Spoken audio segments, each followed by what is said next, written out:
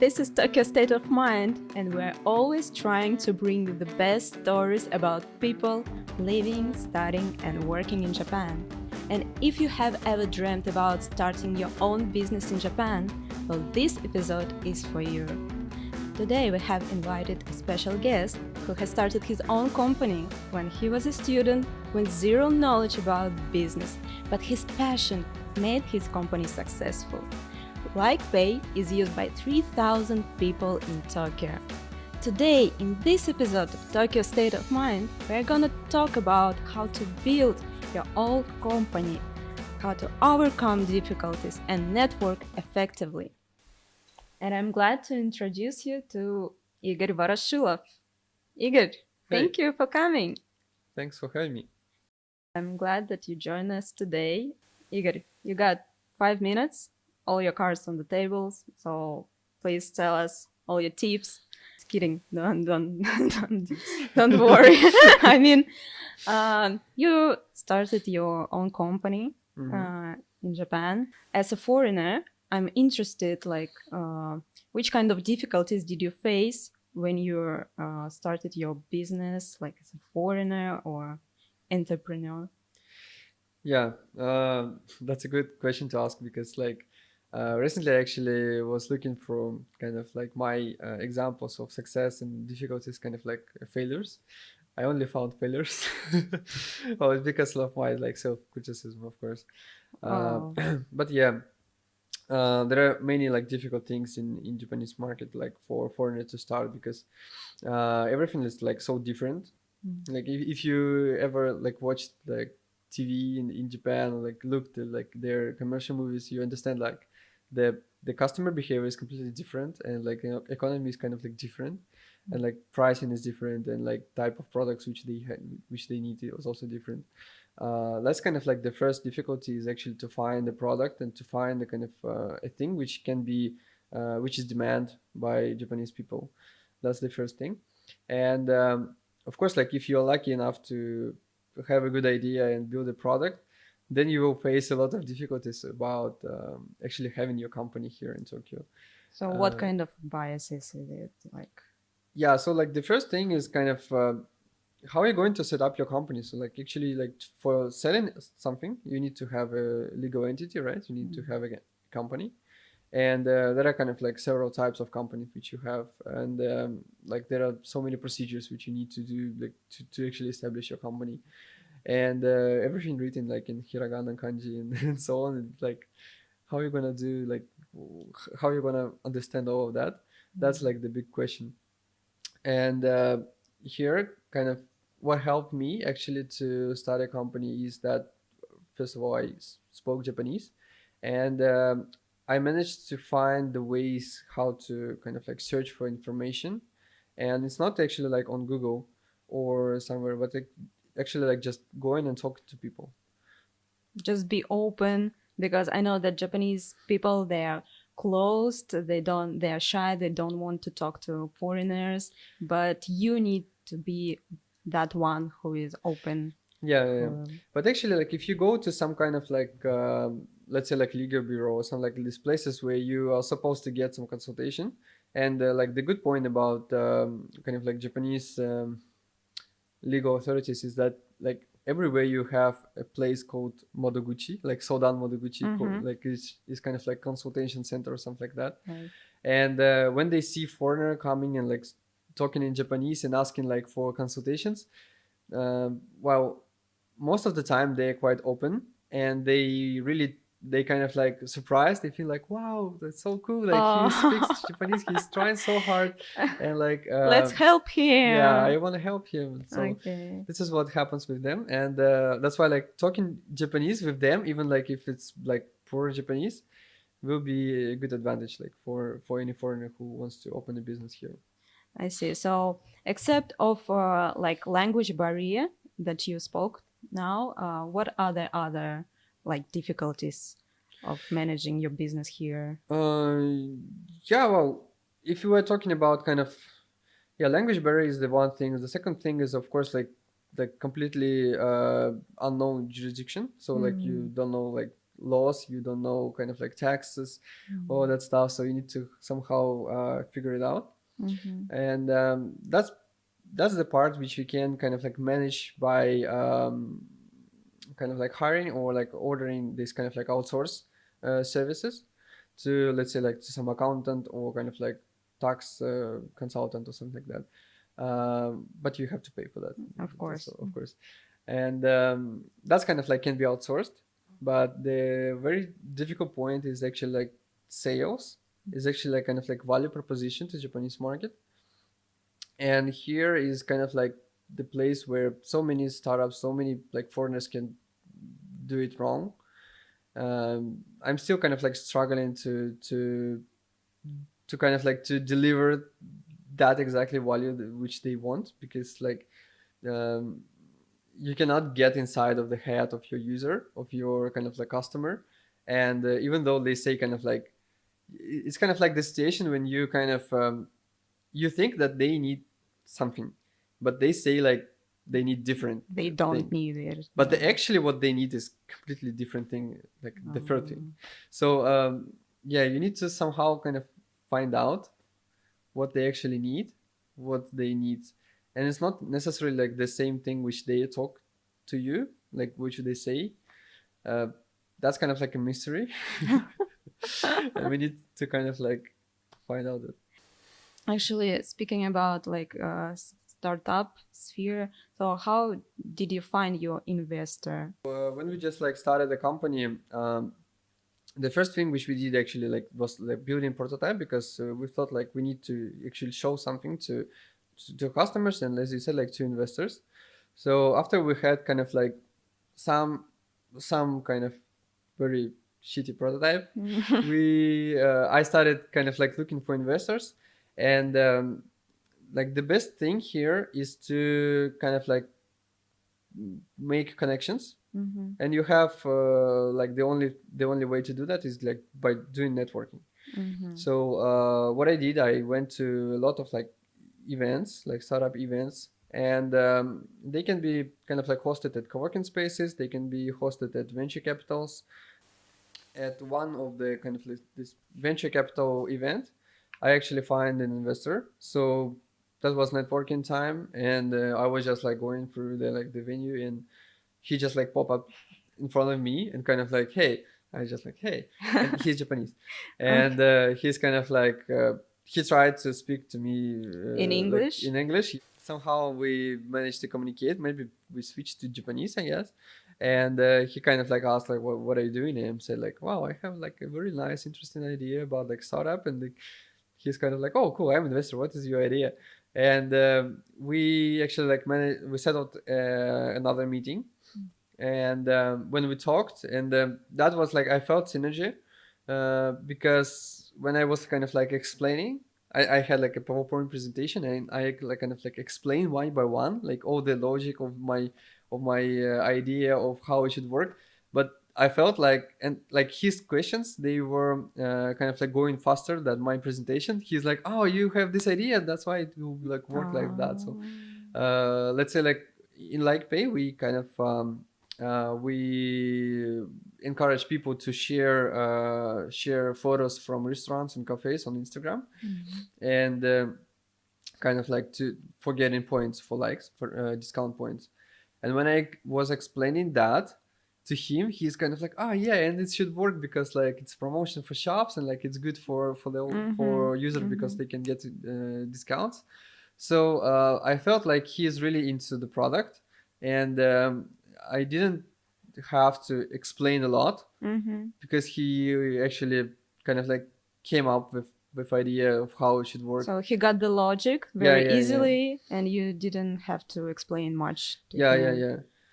And yeah, he was very interested in our product because like it was very creative, like new idea. Sounds like it's so simple to find an investor, like from your story. But is it so? It like you need a lot of luck. So you need kind of like to find a person with who you have this kind of synergy, who shares the same kind of like vision with you, who is ready like kind of believe in your idea. And it just like happened, like for me it was luck. So like my first investor, we kind of found him very quickly. But actually, like when you trying to find an investor, you probably talk with like 100 people, and out of them like one or two, they actually got interested in your idea and maybe you will work together. So like yeah, the conversion is very low in your like talks with venture capitals, like with investors. And it actually like when you have like the first investments, when it's angel investors, they kind of like individual investors, so they actually invest their own money. Mm-hmm. That's why they kind of ready to believe in your idea, and that's kind of like enough for investments. But when you go to venture capital, they actually manage the fund, and that's not their own money, so Yeah, their they money which cannot they decide by themselves. yeah, so they are very kind of like practical, so they look at kind of like numbers, look at your like a business plan sometimes, at many things, and then yeah, like conversion drops down a lot. So with the third investor, actually, maybe that actually happened. So when we were talking, he was just kind of like calmly listening to me, but then he's like, "Yeah, that's good idea, I guess. Like it can work out." And actually, like he invested in us as well. It was a venture capital. Uh, The second investor it was the third one. and the third one. What about the second? The second one, he said, "Yeah, that's cool."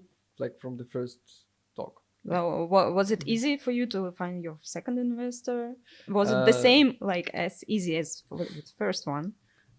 uh, it also happened at the event, Uh-huh. but instead of that guy just popping up in front of me Mm. somewhere in the random space in the venue, I actually got introduced to him. But and that's an interesting story because we went to the event. It was kind of startup idea competition for students, Mm-hmm. and there were like 3 or 5 students pitching their kind of like very early stage ideas to some kind of like of jury, like, Okay. and I was just attending there as a listener, so I wasn't pitching there. And during the networking time, I just like randomly talked to one of the jury. He asked like, "What are you doing?" And I said like, "I have a startup," and he's like, "Oh no, that's interesting." And he asked me a lot, and he said like, "That sounds very nice, and that guy may be interested in that." And he introduced me to another guy, another jury, and we talked with him, and he was like also like he really liked the idea and said like, "Yeah, but that guy may be really interested in what you're talking about." And he introduced me to the third jury, and he actually said like, "Wow, I'm actually an investor, and like I'm looking for a new portfolio." And yeah, I explained the idea, and he's like, "Wow, that's nice." And he was looking at my name card and like, "Yeah, that's nice. Yeah, that's nice. So yeah, please like tell me more." And yeah, after that, like we met again. Mm. I went to his company. The good thing is also about like because he's one of the directors of the company which works with mobile apps, Mm. and that's exactly what we do as well. So I thought like his kind of like expertise in like marketing and in app development and kind of customer engagement can help us in the future. And yeah, that's actually happened. So I see. What an interesting story. Like a long way for your second investor. yeah, Yeah. you know like so many things they happen like as a sequence of random events, Right. yeah, Yeah. which bring to some kind of like result, some kind of like yeah. Speaking about, again, talking, networking, and talking to people, so you're often rejected. Your idea is rejected. Yeah, as I said, like 99 99 times out by of 100. 99. Yeah. So, how can you keep yourself up, not like feeling depressed, still continue believing in your idea? Wow, I have I have two kind of like characteristics, like two sides of me. The first one is very like I'm very optimistic person, Mm-hmm. so I kind of like never give up. Everything should be fine, and like yeah, I just like keep doing, and I always kind of like hope for better. So yeah, kind of like it didn't went well, but like, but we're going to do this, and that should be a success. And then it failed again, and okay, but this one should be a success. So this is how I kind of like live. And my co-founder, who is my brother, actually, he also like shares the same vision. He also like very optimistic person. Like we just like keep doing, keep doing, keep doing, and yeah, and also like we kind of like very stubborn, and like we don't want to fail in the end. So because like I don't actually want to end up with kind of like shutting down my startup and going for kind of full-time job at like some And the company. Japanese company. Yeah. Yeah, so well, right now you can work from home, but like yeah, going like on taking a train in the morning and like coming and like just doing things which I'm told to do and like not necessarily what I actually want to do. So I don't want to end up like that, and that's why we kind of like just we are very stubborn, and we just keep trying to till we succeed. You mentioned your brother, new team, and tell me more about your team. How many people in your team, and how Yeah, did you build the team? That's important thing, I think. yeah. Right now we are five, and Mm, how I built my team is actually, again, I was lucky. I wow. was very lucky to have my team, and like I Okay. really like my team. It's like awesome. Like we're kind of like superheroes. Uh, so yeah, when I just got the idea, I told that to my brother. I have this kind of like idea that would be fun. Maybe that would be fun to have it like in Japan. And he's like, yeah, that would be cool. So yeah, let's do it. And But he your said like, brother has never been to Japan before. no, no, no, no. Mm. He was living in Krasnodar back then, so he was working at kind of IT company in Russia. So he was Mm. like, doing kind of like database things. I started going to this kind of like events and meeting people, and I got so excited about like making my own startup as a student back then. And I talked to my friend who is actually Japanese, and she used to learn Russian, like Mm-hmm. study Russian at her university, and she used to study at Moscow Mm-hmm. for exchange program. That's where we met, and I talked to her like I said like, yeah, I have a business idea, so that should be very fun. Mm. And yeah, she said like it's cool, and she was actually thinking of changing job back then, Oh. and that's why she was like very open to new opportunities. And yeah, of course, like for Japanese people it's like very difficult to change job, because like it's not considered as a good thing in the Right, society. right. Yeah, but still. Wow. And she was like the third person, and the fourth one was actually my brother's colleague. So they used to work together at the company, that big company in Russia, and they both used to work with kind of like this IT department. And the fifth person, actually, who is on our team, is our first investor. Wow. So he really believed in you. Yeah, so eventually he left his job. So he used to work at Toshiba Oh. as kind of like management, like engineering management, something like that. I don't know. And he left there, and he joined our team. Could you please tell us about startup ecosystem in Japan? How does it work? Yeah, startup ecosystem in Japan is very unique. Talking about like Japan here, Mm. like the main kind of like point of uniqueness is that it's kind of like divided into English speaking community and Japanese speaking community.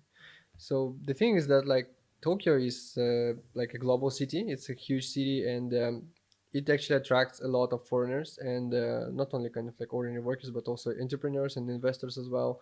So they are coming here to do business, and but like the language barrier and like this kind of like communicational culture barrier exists. That's why it happens, so that like foreigners who are coming, they are kind of like more comfortable to talk with other foreigners, and Japanese are not so eager, kind of how to say, like not so eager to go and like To talk speak and then do English. business. Yeah, Mhm. with it's not only about like speaking English, it's also about like just like Interaction with interaction. Yeah, maybe I foreigners. guess. So that's why like the community is kind of like, divided.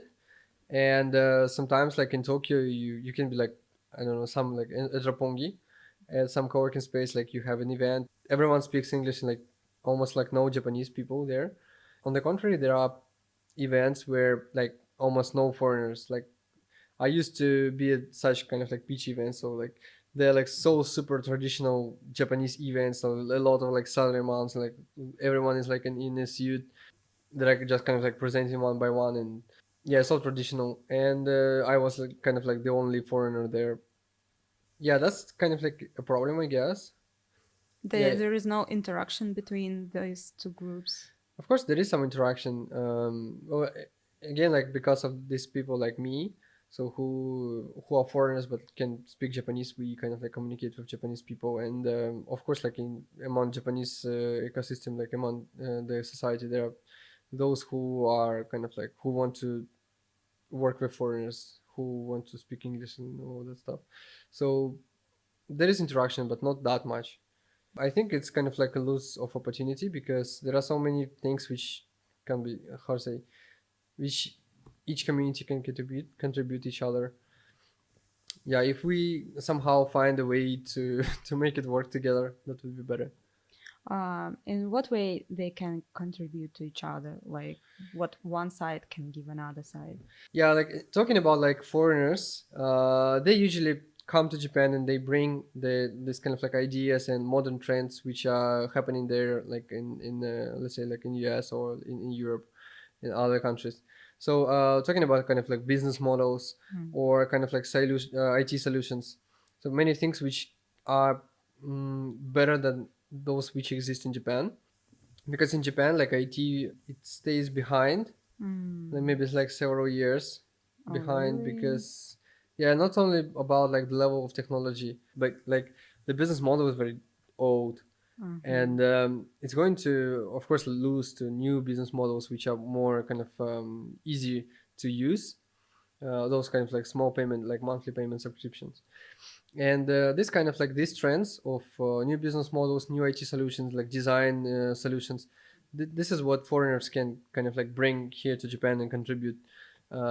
But on the other side, like Japanese people, they are so good at kind of like at selling those things. So like even though they have uh, very old business models, very old kind of I don't know, solutions, like, and bad design, they still manage to sell that for very high prices. And I'm wondering how they do that. And like I wish I could do the same. So I think like foreigners here in Japan, they should kind of like learn from Japanese how they sell, how they build these communications with customers. Because yeah, it's not only about kind of just selling things and like and forget. They kind of like build relationship with Mm. customers. So of course they are coming to them to their office, they talk, they have kind of like nomikai, this kind of like drinking parties, right? uh, so they keep talking again and again, and it's kind of like a process when it's like a dance when like they're dancing around the deal, and when they kind of like finally agree, I Mm. guess.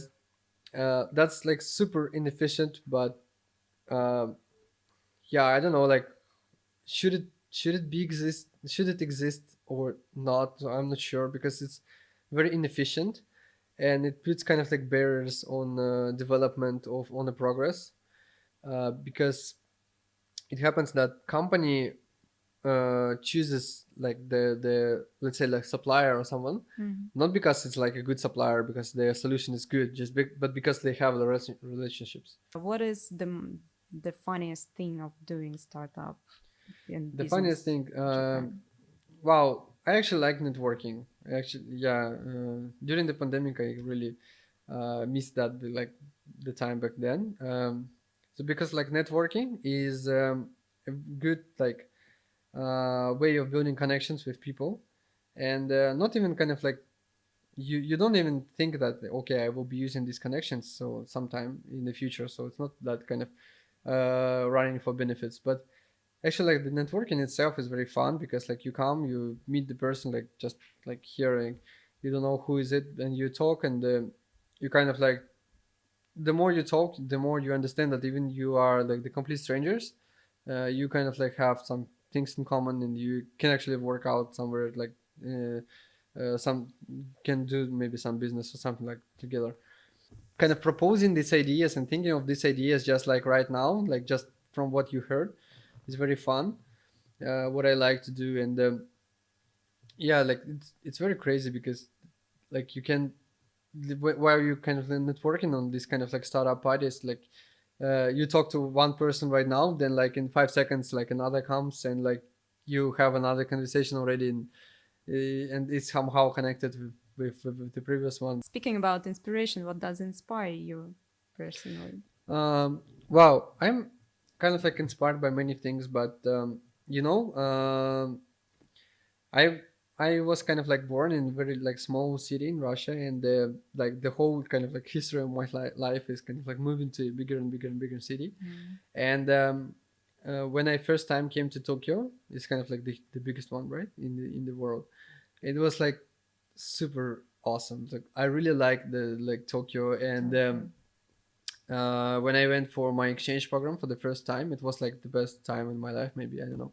It was like super fun, and I thought like I wanna uh, live in Tokyo in the future because I don't know, like I feel like a lot of energy, and this city actually inspires me. It's so different. It has so many colors. You can go like for Shibuya to have fun. You can go like to Shinjuku to buy things. You can go to Ueno to just kind of like For feel good, park like at kind of like, relaxing. yeah, relax at park. What's your Or favorite place in Tokyo? I cannot say like the favorite one, but I like Roppongi, I like Shibuya, I like Shinjuku. So very active, like hustle bustle, Yeah, this I kind of. like active places, right? But sometimes of course like it depends on the mood, of course, like so sometimes I have a mood to be kind of like in a calm place, just kind of like chill. And then you go to Ueno, for example. Yeah, Very maybe, cool. or even like smaller places. I see. Last question. What advice would you give to the newcomers who want to start their business in Japan, for Yeah, foreigners? wow. The first thing, of course, like try to learn Japanese. It will help a lot, just like like a lot with everything. Especially if you want to sell to Japanese people, that is kind of it's a must. You need Learn to, the Japanese way of selling, right? yeah. That's also like you need to pay attention to the kind of the communication which they build, like how they build this kind of relations with customers. That's the first thing. The second one, uh, just like even if you don't have a business idea yet, but like in the future you want to have a startup, just start kind of like shutting out what you're thinking of. So like I don't know, like use Twitter, use your own blog, like maybe Facebook or Medium, or like anywhere. So you need to build kind of like audience and better kind of collect emails as well. So build audience before and kind of like selling your ideas before you actually have a product. That's important thing. And this is what I didn't do, and I regret that I didn't do because like I didn't know, but Mm-hmm. I would give that advice to any other kind of like newcomer to startup ecosystem here in Japan, but like actually everywhere in the world. Just try to build the audience even before you actually have something. There are some people like saying kind of like, I don't write a, even like a line of code Mm-hmm. before I have like 10,000 people listed up for my kind of waiting list or something like that. That's of course crazy. Really? Like I don't know, like 10,000 people. That's Who a is gonna lot, wait for this? but they Like, are going to win. Yeah, really? people are going to win. If you have kind of like a solution to actual problem, which the people have, then yeah, they will be kind of like subscribing. They will be waiting for that. Well, thank you so much, Igor, for sharing your inspiring story. I I got so I got so really inspired hearing your Oh, thanks. story. Yeah, today we learned how to like build business, how stay positive if you get rejected 100 times. For example, don't give up. 99. 99, okay, 99, and then 100 will be successful. Just don't give up, stay positive, learn a lot of things, interact with people, and just have fun from this process. I think it's the most important thing. Yeah, of that's actually doing yeah. startup. Yeah, subscribe to our YouTube channel and leave a comment or a like, and also follow us on Instagram for for more insights and bloopers of our video making, and see you next week on Saturday. Bye bye.